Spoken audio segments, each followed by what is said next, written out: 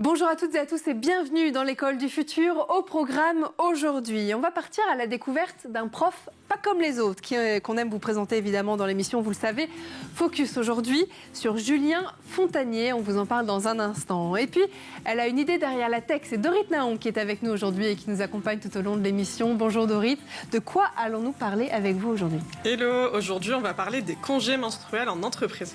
Et puis, la maîtrise du code est-elle devenue la compétence incontournable pour nos enfants au XXIe siècle? C'est notre question du jour. Parents, écoles et entreprises sont en effet de plus en plus nombreux à s'emparer du sujet, mais qu'en est-il vraiment? Voyage au cœur dans un instant de cette révolution numérique dans l'éducation, de ce langage universel aussi, qui l'accompagne avec notre invité du jour, Amine Lajmi. Bonjour. Bonjour. Bienvenue sur ce plateau. Vous êtes le cofondateur de Coding Park. On va en parler dans un instant, mais d'abord, focus.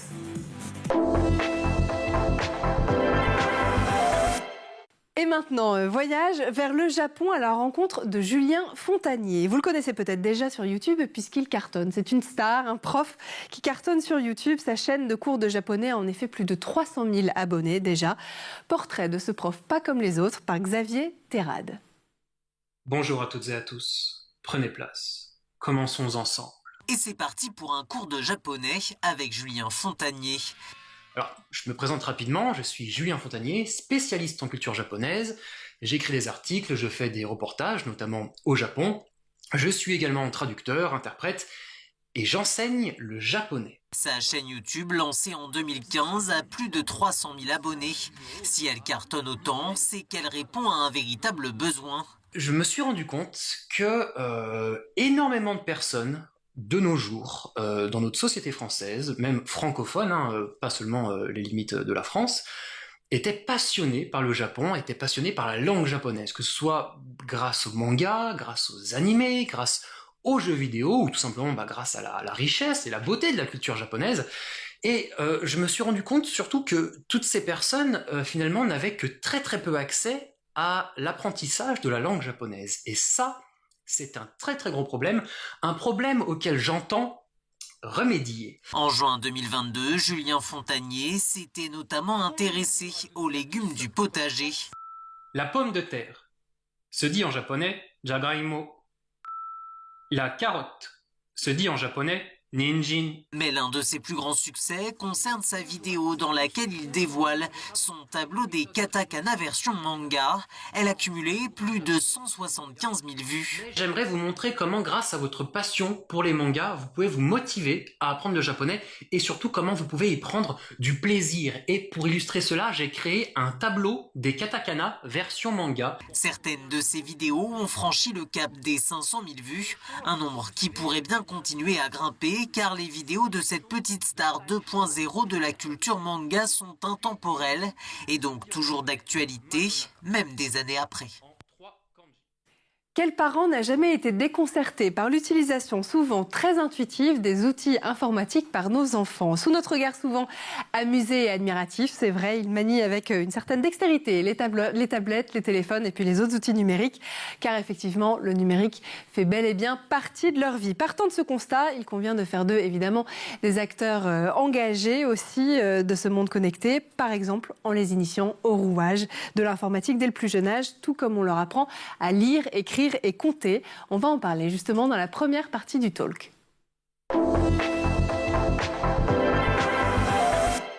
Et aujourd'hui, à nos côtés pour en parler, Amine Lajmi, vous êtes le cofondateur de Coding Park. L'apprentissage de la programmation est devenu si important que les écoles sont déjà en train de l'introduire dans les salles de classe depuis quelques années, déjà.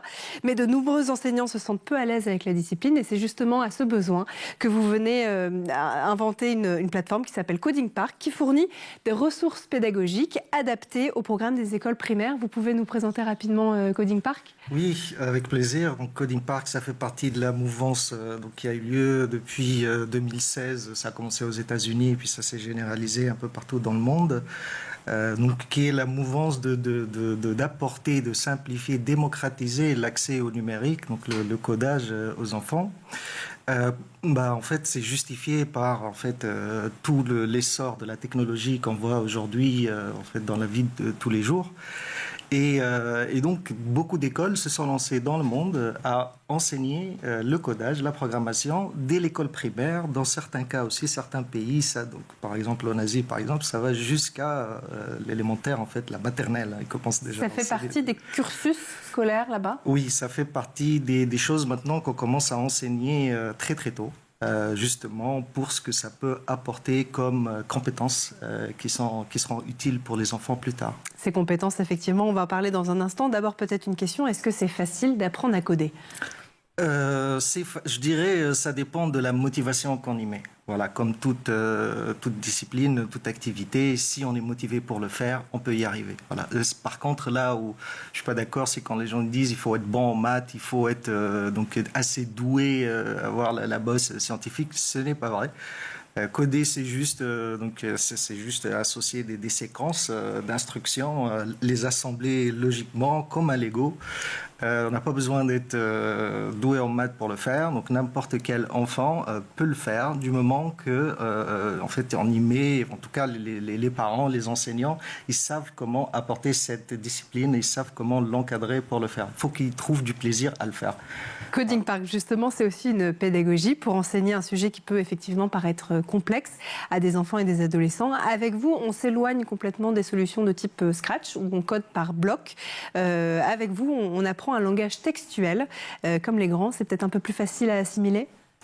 Alors, en fait, ce langage textuel qu'on a apporté, c'est justement une brique supplémentaire qu'on a apportée par rapport à cette brique technologique du MIT, donc Blockly, donc Scratch, donc c'est ce logiciel du MIT, qui s'est généralisé et qui est utilisé un peu partout dans le monde, qui est favorisé par la tablette, puisque c'est du drag and drop, en fait, ce qui se passe, donc un accès facile. Donc c'est un peu un joujou en fait, c'est un peu un jouet. Donc on peut assembler un algorithme en glissant, déposant des blocs d'instructions, les empilant les unes sur les autres. Et ça marche bien. Et en fait, mais après, une fois que les enfants, ils ont déjà fait ça, aux alentours de 6-7 ans, en fait, après, qu'est-ce qu'ils peuvent faire après? Donc le problème, c'est que si on veut évoluer là-dedans, aujourd'hui, il y a plus de 400 langages de programmation. Hein, c'est un écosystème technologique vaste, avec des phénomènes de mode, des technos qui montent, qui descendent, etc. Et donc, quel techno choisir à un âge où, voilà, 7, 8, 9, 10 ans, voilà, sachant qu'on ne veut pas en faire forcément des développeurs, on veut qu'ils apprennent à raisonner, on veut qu'ils apprennent voilà, des compétences en algorithmique limite pure, sans avoir associé de la syntaxe. Et c'est là on s'est dit, ok, bon, bah, ce qu'on va faire, c'est qu'on va agréger ces concepts-là, qu'on retrouve dans ces langages de programmation-là, et on va les masquer, on va les simplifier, les sublimer, et on en a fait ce pseudo-langage, ce langage que nous on a appelé Play. Donc c'est du pseudo-code, c'est juste des fonctions. Donc par rapport à du Scratch, ils vont écrire les instructions au clavier. Par rapport à Scratch, ils vont apprendre à respecter une syntaxe. Par rapport à Scratch, ils vont pouvoir faire des erreurs. C'est super important parce que c'est comme ça qu'ils apprennent. Voilà. Et on le répète peut-être pas assez, effectivement, dans les cours, dans l'éducation nationale aujourd'hui. Je voulais aussi vous demander quelque part ce nouveau langage que vous avez créé. C'est un entre-deux, entre Scratch pour les plus petits et puis les langages professionnels utilisés aujourd'hui. C'est ça. Donc c'est une brique intermédiaire. Donc après, en fait, ce qui est intéressant, c'est que le transfert de compétences, une fois qu'on est passé par le pseudocode, il est facile, il est facilité. Donc l'enfant, une fois qu'il aura passé cette expérience-là, il sera en mesure de choisir n'importe quel des langages. Voilà. Après, c'est juste une syntaxe. Je veux dire, une expression conditionnelle, if, then, else. En fait, la sémantique est la même, mais la façon de l'écrire, elle est différente d'un langage à un autre. Quelles sont justement les compétences essentielles qui sont apprises par les enfants en jouant à vos programmes, mais aussi tout simplement en apprenant le code à l'école ou à la maison? Je dirais nombreuses. Nombreuses. Alors, il y a effectivement la capacité à résoudre des problèmes. La résolution de problèmes, ça va au-delà du codage, le fait de pouvoir décomposer un problème en petits sous-problèmes, le fait de raisonner d'une manière logique, le fait de pouvoir abstraire des notions. des recettes qu'on puisse après réutiliser dans d'autres contextes. Bon, ça c'est vraiment des choses qui sont vraiment liées à l'informatique, au codage. Mais pas que, puisque bon, il y a aussi d'autres choses, d'autres soft skills, par exemple la capacité de travailler en équipe. Aujourd'hui, dans les projets, dans la tech, c'est des projets qui se passent en équipe. Donc il faut pouvoir défendre un point de vue, il faut pouvoir justifier un choix technique. Et là, on le voit quand on leur fait faire des ateliers à deux en binôme, il y a un échange qui s'installe. Et donc ça aussi, c'est important. Après, il y a aussi des notions en anglais, puisque nous, on essaye un peu d'apporter l'anglais, sachant que aussi c'est le codage, on peut le mélanger avec d'autres matières. On s'amuse avec ça. Donc on leur fait écouter des histoires en anglais, et après ils vont pouvoir reconstituer l'histoire avec des bouts de code.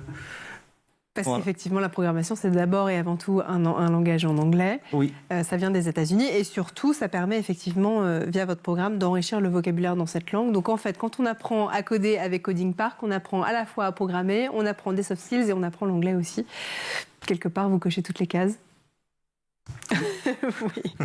Bon, est-ce qu'on ne met pas aujourd'hui un peu trop la pression aux enfants, malgré tout, sur le fait d'apprendre à coder? Est-ce qu'il n'y a pas quelque part non plus un effet de mode qui nous vient peut-être d'outre-Manche ou des pays anglo-saxons en disant il faut que tous les enfants apprennent à coder parce que c'est la compétence clé du XXIe siècle? Je dirais ça, on peut expliquer ça aussi, le fait aussi que les parents, ils veulent que leurs enfants avant, ils soient médecins, ils soient avocats, voilà, en fait, c'est plus le fait que quand on connaît ce genre de technologie-là, quand on est à l'aise avec le codage, donc c'est une espèce de sécurité dans le marché de l'emploi plus tard. Et je pense que c'est ça qui fait que les parents, ils encouragent leurs enfants à aller sur ces technos-là. Le fait aussi que la technologie, elle est partout et qu'elle est en train de changer notre vie d'une manière incroyable.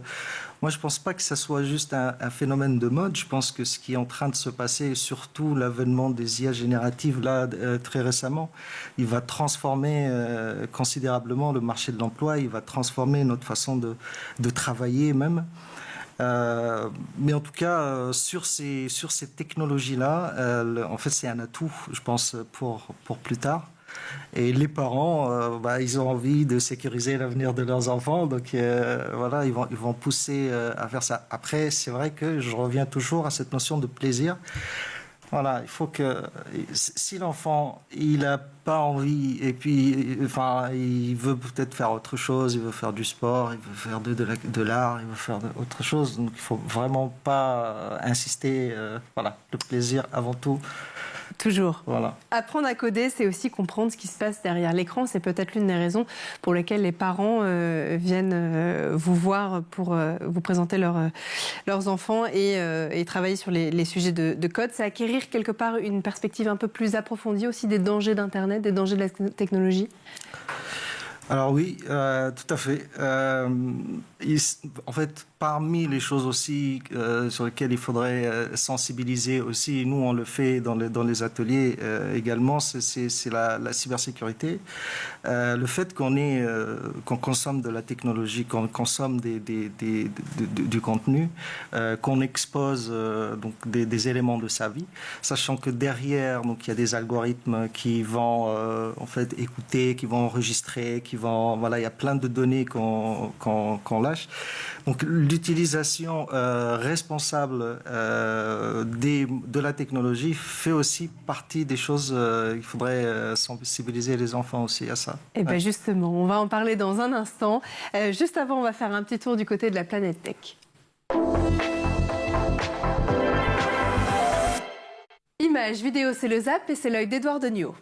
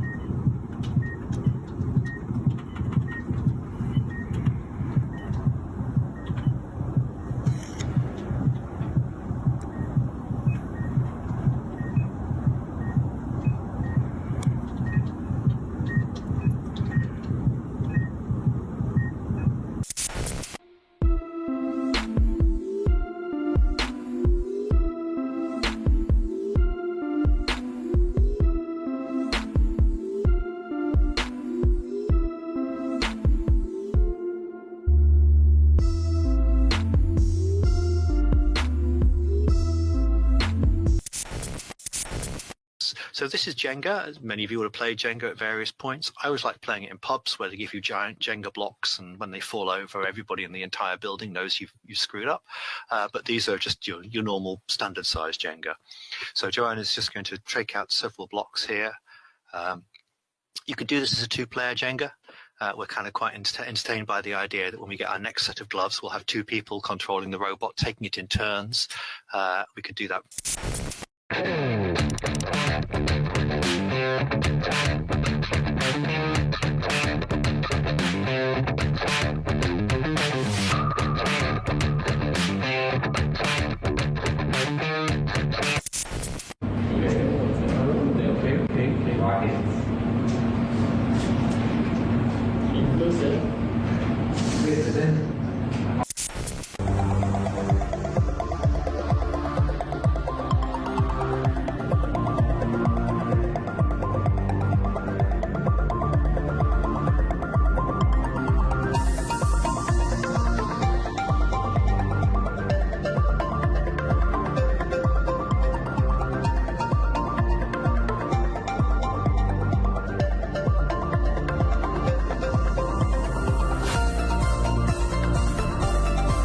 Et on est de retour toujours sur le plateau de l'École du Futur en compagnie de notre invité Amine Lajmi, cofondateur de Coding Park. On va continuer nos discussions, mais si vous voulez bien, juste avant Amine, on va laisser place à la chronique de Dorit Naon qui a une idée derrière la tech. Dorit, merci encore d'être avec nous aujourd'hui. On va parler avec vous des congés menstruels en entreprise. Vous pouvez nous expliquer déjà de quoi on parle quand on parle de congés menstruels? Le congé menstruel, c'est le fait de reconnaître qu'une personne ne soit pas en capacité de travailler à cause des douleurs de ses règles et donc de lui accorder un congé. Alors, ça fait énormément polémique. Pourquoi? C'est quoi les arguments? Alors moi, je suis manager créateur LinkedIn, donc j'ai fait un post où je répondais à la question « Faut-il généraliser le congé menstruel ?» Et j'ai eu des commentaires absolument lunaires. Beaucoup de femmes, étonnamment, qui disent qu'elles n'ont pas mal et donc qu'on ne doit pas bouleverser le système pour, je cite, quelques personnes qui ont mal. Donc pour la solidarité féminine, j'ai envie de dire qu'on va repasser. En plus, c'est hyper faux parce que 91% des femmes souffrent de douleurs pendant leurs règles selon une étude Easy Panel et Nature Active. Donc non, c'est pas juste quelques femmes. J'ai aussi eu si on donne des vacances aux femmes, dans ce cas-là, il faut faire aussi des trucs pour les mecs. Alors, il n'y a rien qui va dans cette phrase, elle est hyper problématique. Déjà, c'est pas des vacances, on souffre, on va pas profiter, en fait, de ces quelques jours. La perle, c'est aussi, je suis contre, parce qu'il y a trop d'abus. En fait, il y a une partie des gens qui voient le congé menstruel comme un caprice et un privilège. Et c'est très intéressant à observer parce qu'on est sur un manque d'empathie qui est flagrant d'une partie des gens, mais aussi sur toujours la peur de la fraude. Si on leur donne un avantage, ensuite elles vont en abuser. Il y a tout un schéma à reconstruire pour comprendre que non, le congé menstruel, c'est pas un avantage et c'est pas des vacances. Alors est-ce que justement le terme de congé est problématique du coup? Oui, il est, et ça a aussi beaucoup été pointé du doigt en commentaire de mon post. Quand on dit congé menstruel, effectivement, on pense congé payé, c'est ça le problème. Et quand on pense congé payé, on pense vacances. L'amalgame vient aussi de là et ça alimente les mauvaises langues, j'ai envie de dire, et perso, je proposerais plutôt jour d'incapacité menstruelle, parce que finalement c'est de ça dont il est question, c'est d'une incapacité à faire son travail dans les meilleures conditions. Et je crois justement qu'il y a aussi un débat sur le télétravail et les congés menstruels, racontez-nous. Alors le télétravail ne remplace pas le congé menstruel, qu'on soit bien d'accord. Si vous êtes HS au travail, vous allez être HS aussi chez vous, et ça va rien changer en fait. Donc certes, vous serez un peu plus au calme, vous aurez plus besoin de vous cacher dans un coin pour souffrir, mais la douleur, elle disparaît pas sous prétexte que vous êtes chez vous. Vous avez toujours mal au ventre, parfois à en pleurer, à en vomir. Le télétravail, ça reste du travail, avec la même productivité, la même concentration, la même énergie à mettre dedans. Donc je trouve ça complètement lunaire de dire qu'on peut poser des jours de télétravail quand on a ses règles. On travaille quand même, donc ça solutionne rien du tout. Et surtout, le congé menstruel, c'est un acte fort. Ça veut dire on reconnaît votre souffrance.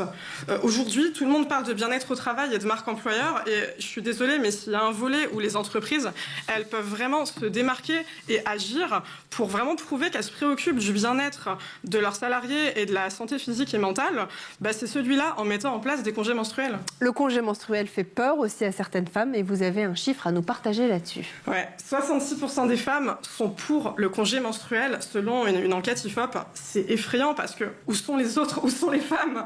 J'ai envie de dire, pour reprendre la chanson, elles ont peur en fait, tout simplement. Elles ont peur d'être encore plus discriminées à l'embauche si l'employeur se dit c'est une femme, à tout moment elle va me poser un congé menstruel, elle va moins bosser que les autres. Alors d'une part je peux comprendre, mais pour moi ça n'a pas vraiment de sens dans la mesure où on est discriminé sur le simple fait qu'on est une femme à la base. Je ne vais pas vous raconter l'histoire de la fameuse question en entretien d'embauche, est-ce que vous comptez avoir des enfants? Tout le monde la connaît. Et on a des chiffres pour ça. 38% des mamans ont été jugées par leur employeur comme moins fiables que leurs collègues, selon une enquête Magic Maman. Parmi les mamans victimes de discrimination, on en a 68% qui estiment avoir été victimes de traitements injustes plusieurs fois dans le cadre de leur parcours professionnel. 22% ont été discriminés à l'annonce de leur congé maternité ou congé parental et 20% à leur retour de congé. Donc sincèrement, on n'a pas besoin de congé menstruel pour être discriminé. Le simple fait d'être une femme, ça suffit en fait. Alors justement, il y a certains pays qui sont précurseurs, mais le congé menstruel arrive aussi doucement chez nous. Où est-ce qu'on en est en France ? Soit béni l'Espagne, précurseur sur tellement de sujets, ça a été les premiers à mettre en place le mariage gay, la PMA et récemment les congés menstruels. L'Espagne précurseur, l'Espagne inspirante, jusqu'en France, heureusement, même si on le sait, notre réputation nous rattrape, on est toujours un petit peu les derniers ou un petit peu à la traîne sur les évolutions, malheureusement, on est plus long à arriver et à se développer. Donc quelques entreprises lancent la marche timidement, comme le créateur de mobilier de bureau Louis Design. C'est arrivé jusqu'à la fonction publique. On a par exemple la mairie de Saint-Ouen qui a généralisé le congé menstruel sur présentation d'un certificat médical déjà pour plus de 2000 agents. C'était symboliquement le 8 mars pour la journée internationale du droit des femmes. On a ensuite eu la métropole de Strasbourg et l'Eurométropole qui ont annoncé mettre en place les congés menstruels dès 2024. Ils expérimentent aussi la semaine de 4 jours, donc on est dans le futur avec eux. Et enfin, on a la métropole de Lyon qui a aussi opté pour 2 jours de congé menstruel par mois dès le 1er octobre de cette année, donc 2023. Que de belles nouvelles dans un monde du travail plus inclusif, plus évolutif. Et tant qu'à rester dans l'inclusion, ça me paraît important de rappeler qu'il n'y a pas que les femmes qui ont leurs règles, mais aussi les personnes transgenres. Donc on parle de personnes qui ont leurs règles et non forcément de femmes qui ont leurs règles. C'est important de le préciser. Et on continue d'espérer une France où le congé menstruel et soyons fous, l'endométriose soit reconnue et ça sera un grand pas pour la dignité et le respect de toutes les personnes qui souffrent. Merci beaucoup en tout cas Dorit Néron. Et puis nous on va continuer à parler de l'apprentissage du numérique et du code informatique chez les jeunes avec le cofondateur de Coding Park. Mais juste avant, on va lancer ensemble la deuxième partie du talk. On le disait en première partie, la compréhension du code informatique ainsi que du fonctionnement des nouvelles technologies est évidemment une compétence du XXIe siècle, d'autant plus que l'industrie représentée par des mastodontes comme Facebook, Google, Instagram, Uber ou encore Airbnb ne cesse de prendre de l'importance. C'est justement pour ça que certaines écoles un peu partout en France ne s'y sont pas trompées et proposent déjà des cours de code au sein de leur programme. Les exemples restent certes encore très rares, mais le secteur privé prend le relais. C'est ce que vous faites justement. Amine Lajmi, vous êtes le cofondateur de Coding Park. Est-ce qu'apprendre à coder, justement, on en parlait en première partie, ça vient aussi avec des risques, ce monde numérique dans lequel sont plongés nos enfants. Est-ce qu'apprendre à coder, c'est aussi prévenir ou du moins aider les enfants face à une éventuelle addiction aux écrans ? Vaste question. Effectivement, quand on parle de l'apprentissage du code et du numérique, effectivement, on pense qu'il y a un degré d'exposition aux écrans en fait, qui est peut-être plus important. Mais au-delà de ça, je dirais c'est plutôt la qualité de cette exposition. Comment on peut la qualifier? Est-ce que c'est une exposition qui est passive? L'enfant, il est en train de consommer du contenu. Ou est-ce qu'il est en train d'apprendre? Moi, j'ai toujours l'exemple de mon fils qui voit, quand je code Coding Park, il pense que c'est un univers avec le robot pirate et tout ça, qui sa vie de lui-même à l'intérieur. Il se demande qu'est-ce qu'il fait, papa, devant l'ordinateur. En fait, je dis, mais papa, il est en train de coder ça, il est en train de programmer ça. Donc, ah oui, mais c'est quoi? Je suis en train de résoudre des problèmes. Là, je veux qu'il fasse ça. ça, mais en fait, il fait pas ça, il fait ça. Donc là, je suis en train de le... Voilà. Et donc, je pense que ça, c'est important. Et là, les enseignants, les parents, ils ont un rôle d'accompagnement là-dedans. Il ne faut pas laisser l'enfant abandonné, il faut au contraire l'accompagner. Et aussi, dans le choix des activités, il faut aussi varier les activités, parce que les activités de codage, en fait, on peut très bien les marier avec d'autres activités physiques, donc l'assemblage de blocs, de la robotique physique. Donc là-dedans, ça nécessite aussi des compétences en codage, même des activités de jeux de société. Voilà. Donc il faut effectivement, là, c'est plus une affaire de responsabilité de parents, de la façon d'accompagner l'enfant dans l'apprentissage. Dans vos ateliers, est-ce que vous avez aussi un certain nombre de jeunes filles? On sait, elles sont moins nombreuses à s'impliquer dans l'apprentissage de la programmation, à poursuivre aussi plus tard des carrières dans le secteur industriel ou numérique. C'est quelque chose que vous voyez aujourd'hui chez Coding Park? Oui, non, ça c'est un constat généralisé, que dans la tech, voilà, il y a un manque de filles dans les cursus scientifiques et techniques. Et en fait, ça décourage les petites filles. Est-ce qu'elles n'ont pas les capacités de faire ça? Non. Bien évidemment que tout le monde peut y accéder. Donc nous, on est conscients de ça et on l'a vu dans les divers ateliers. Et justement, on œuvre pour plus de mixité. Donc on essaye de monter des partenariats avec des associations. Je ne sais pas si on peut citer des associations comme Bicomtech par exemple, ou voilà, les ambassadrices du numérique qui, elles, interviennent sur les ateliers Coding Park. Donc on envoie des ambassadrices du numérique faire nos ateliers. Donc c'est des filles qui suivent un parcours de formation. Elles se forment au codage. Et ensuite, elles vont l'enseigner. Donc, c'est elles qui vont, quelque part, l'enseigner. C'est animer les ateliers de Coding Park. Quel est votre modèle économique aujourd'hui? Est-ce que c'est facile? Je sais que c'est un vaste sujet, mais d'avoir un modèle économique dans ce secteur aujourd'hui? C'est très difficile d'avoir un modèle économique qui fonctionne en France. Je dis bien en France, parce que chaque pays, en fait, il a sa propre configuration de marché, si on peut appeler ça un marché. Le secteur du K12, ce qu'on appelle le K12, donc le scolaire, école primaire, élémentaire, c'est un des secteurs les plus difficiles.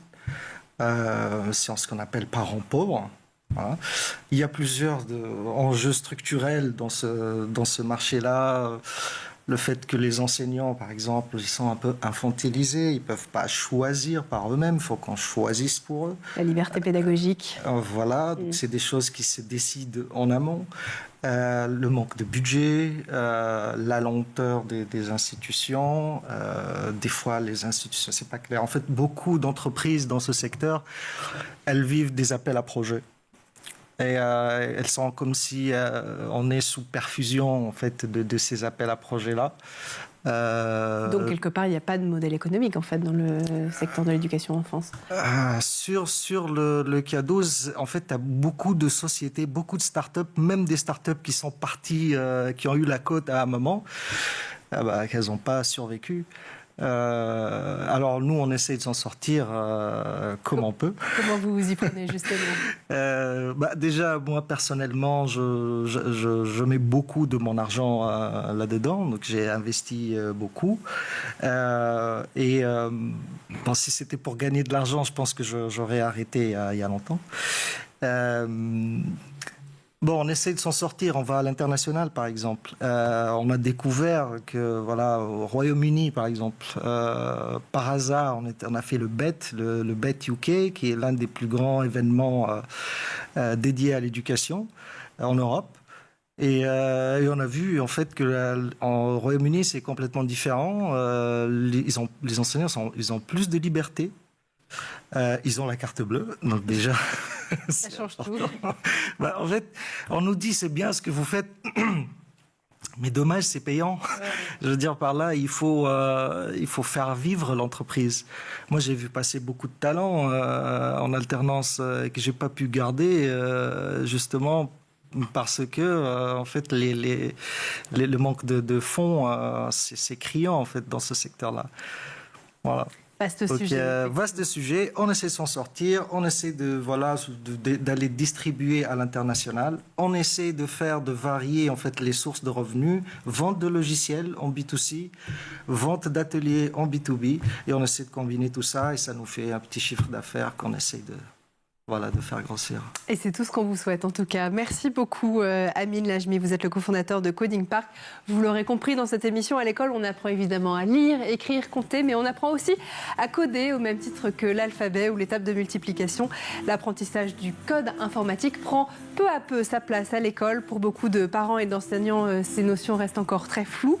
Mais c'est pour cette raison justement que des initiatives privées se lancent sur le sujet, aident les enfants à soulever le capot du numérique et à développer des compétences essentielles pour leur avenir. Alors je vous remercie beaucoup Amin Lajmi d'être venu nous parler de ce sujet passionnant. Merci beaucoup. Merci aussi à vous, Dorit Naon, d'avoir été avec nous. Vous avez été notre chroniqueuse du jour. Merci à vous de nous avoir suivis et puis nous on se retrouve très vite dans l'école du futur.